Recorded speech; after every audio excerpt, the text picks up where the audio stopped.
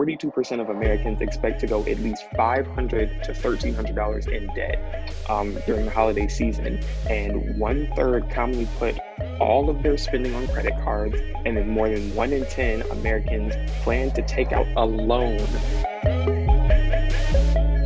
Welcome back to YBI, where we talk about financial strategy, ways, and opinions to grow yourself and your wealth. You got Roman and Zion here. Hope everyone's been feeling amazing. Yo, what's going on, everybody? Today's episode is all about what we need to do to prepare for the holiday season that's coming up. There's so much that goes on, especially with COVID and especially with, finances in general. Now is the time when we need to start really hunkering down to really make sure that we prepare ourselves financially for everything that's going to be coming up in the next holiday season for, the next couple of weeks. So we want to hit that, and we want to hit a little COVID update and what that's looking like. And that's kind of what we want to do with this episode. So let's dive right in. What you been up to, Roman? It's been a good long while, man. What's happening? Just been working, especially with COVID and the rise of cases going on right now. Even like service industry jobs overall are kind of been up in the fray, whether or not places are going to stay open or not. So that's kind of where the thought for this video or subject kind of came from, just for how to get people to prepare for that type of struggle. But my man over here had a birthday recently. Hey, y'all already know.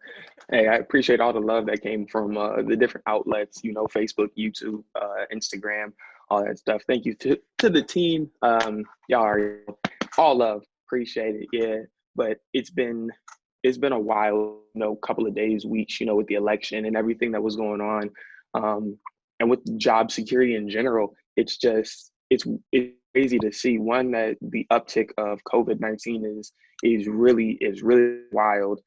We're actually regressing in terms of how far we are along the spectrum. People are going back to shutting things down. So if you haven't watched COVID-19 and your finances, which we did way back when on like the second video, you should go look at that, because there are a lot of things that are happening that are pretty similar to what we said back then. We said that there's probably going to be another uptick, and as things start to open, people are getting lax in terms of wearing masks and being socially distant and washing their hands and all that stuff. But we really wanted to look at the financial aspect and how 19 is really affecting your finances. So that's kind of where we're at with this.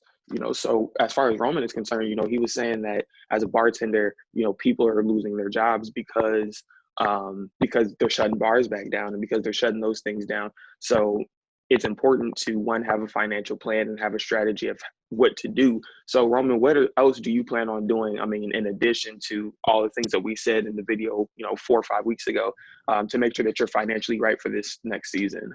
It's really just, we said before, we want to make sure you have 6 months to a year of expenses saved up, especially no matter what job you have. Even if you're a CEO, you should have that money kind of put away to the side. Look, just for anything, for any business, for any individual, just getting those things together. Check, once you you're maybe losing your job, you might want to go through all your finances and just see, are you on the right savings plan? Are you on that track?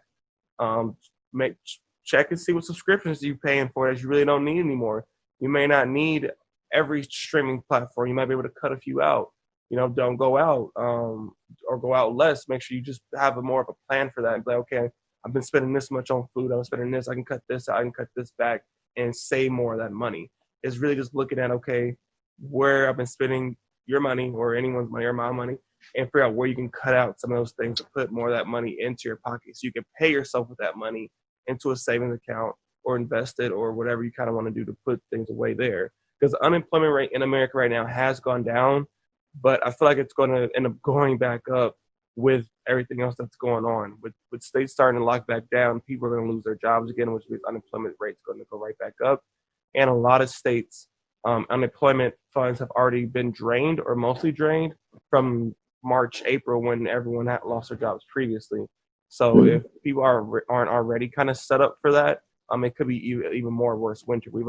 I've heard many stories on the radio and the news of people still not getting their unemployment checks from last time or things like that, and just be in a struggle to pay their bills right now. The job market is insane. Yes, Amazon's hiring all over the place, and Aldi's and Jules and all that. But right now, even those jobs are really competitive with everything going on. Yeah, I mean, have other ways of making money, which is also another video that we went into. So we won't necessarily touch on it. There are definitely other ways and other means of making extra money and more money and supplementing your income and saving, which is what I feel like that's a really good segue into the savings plan challenge that you had brought up. So let's kind of touch on what that is and what people can do. Yeah, so this is a savings challenge I have done for actually a couple years. I just found it like one year, and I was like, oh, this is actually a really good one. Let me try it out and see if I can actually be disciplined enough to stick through it. It's called the 52-week money challenge. Pretty a lot of people probably have seen it. There's multiple different ones that anyone can do, but I think this one's a very good beginner one that anyone that's not really like I can't save money, I can't get into it, I just can't figure out how to do it. It's a good one to do it. So basically, week one, you can start this anytime. My fiscal year calendar for myself as a person, as my own individual business, is in November because that's when my birthday is. So Mm, every November, I look at my finances even more in depth and restructure. If I want to restructure my investments or anything like that, or change my savings goals, that's kind of when I do it. But you can do it whenever you decide to set it up. Most people say, January 1st for those New Year's resolutions. But you basically start off your first week at $1. Put it to a side. Next week, $2. Next week, 3, and you grow and grow and grow until eventually by the end of the year, you're putting away $52 a week, and you're saving up to around like $1,400 with that. Just something like that right there is a excellent way to just get used to saving and seeing it grow. And then you're like, oh, I did it. My money's actually growing. I can see the numbers happening. It's different when you see a picture and you're like, oh, yeah, that's easy when you look at it like that. When you actually have that money in your account, it makes you feel a lot better. And yeah. you can even do it also. When you do have a paycheck, take 10% right out, take 20% right out, have it go directly to a savings account or put it to the side. You will not even see that money, and it's basically paying yourself first before everything else. Yeah, I mean, and that is, I mean, like you said, it's $1,400, right? So with the holiday season coming up, if you started this in January, by the time you get to December, you could literally just have that money set aside for holiday spending for whatever it is that you're going to spend. Because when we looked at the statistics, put up from a couple different places here, and these are ridiculous. It says that 42% of Americans expect to go at least $500 to $1,300 in debt during the holiday season, and 1/3 commonly put all of their spending on credit cards, and then more than 1 in 10 Americans plan to take out a loan for holiday expenses. A loan, you're paying like 37% on a loan, depending on the loan, and depending on, I mean, if you need a loan, it means that you're going to have a crazy high interest rate. Um, if you're putting all of this stuff on credit cards, or if you plan on going $500 into debt, all of those things, negative, not fire. So having a little savings plan like that, where you're literally putting away $1 all the way up to $52 a week, putting that money aside, you can have enough money to do everything that you want to do during the holiday season and not go into debt because of it. Um, I feel like the holiday season is more about um, being around people, having family around you, loved ones, etc., more than gift giving and getting things. So for me, it's just that was the dynamic that I kind of grew up around, that it wasn't about this stuff, that it was more about the time and creating memories. So for me, I wasn't trying to go into debt for that anyway. But for people that are more, that are into the holiday and that are very big on gift giving, which is totally cool, you just want to make sure that you're doing that in a way that's financially responsible for yourself. And having a little savings plan like that is beneficial and can make sure that you're not going into debt over, a 2 day 2 day period, just trying to ball out for everybody. And I know, everyone thinks when everything hits a fire sale, you got to go out there and catch them all, but you really don't. And if you did budget, let's say you did, it's not saying that this is not a good plan either. To where if you did put it on your credit card, but you got like cash back from Amazon or something like that, and you knew you were going to pay it off right then and there, but you were just getting the cash back. That's cool because you're getting free money. You're working the system that way. As long as you're not carrying that balance over 1 month, you're not doing that. But if you already had the money saved up from the rest of the year and then you put on the credit card, get the cash back, you paid off the credit card right away. Perfect. That's a good way to Yeah, do that. absolutely. You definitely just don't want to carry those balances over way too long. Or also, you can make gifts too. I know no one wants to do that, but we even did that last year. Me and my girl, we made jars for all of our friends and the family, kind of for COVID, with like hand sanitizer, little gifts for everyone, little scented candle, very like small, cheap things, but we could make a lot of them, and they're a lot more personable, and everyone loved them. Because especially it also could be hard holiday shopping for people, but there's no reason why should be going into that much debt just for the holiday season, especially not right now with everything that's going on in the world. I guarantee more people are going to be more appreciative and not about seeing your face right now. And I know some families are canceling all their holiday events with COVID. But even just seeing them or something like that could be a much better gift to a lot of people right now. There's more than ways than just spending money to show affection or things like that with your friends and family. Yeah, but if that's your thing, let that be your thing. But don't go into debt. I mean, don't go into debt for it is the name of the game. Um, just having the financial intelligence to say, you know what, I can't get XYZ right now, but I can afford this. I can afford $100 instead of a $500 gift. Um, and then handwrite a letter and put it in there too.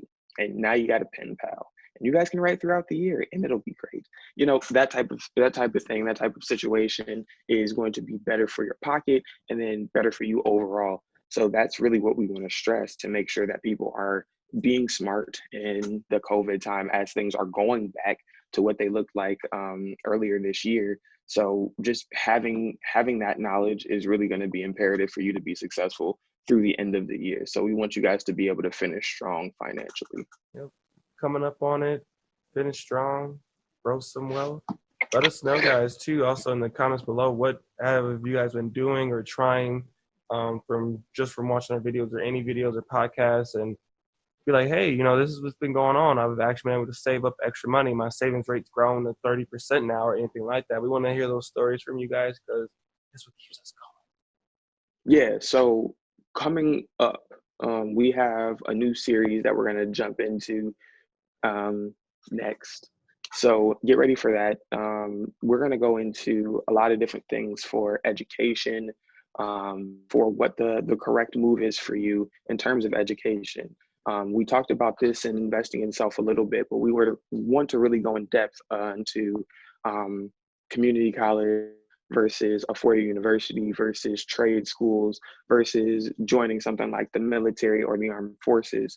So all of those things have pros and cons of some sort. And not everything is going to work for everybody. So if you're thinking about going to school, or if you're thinking about what it is, or going back to school, or what the best financial move is for you, we're going to lay out some of those things and hopefully have some people on here to talk to you guys about exactly what those things look like. People that have been through this, people that have walked through this, or people that are currently making those moves right now.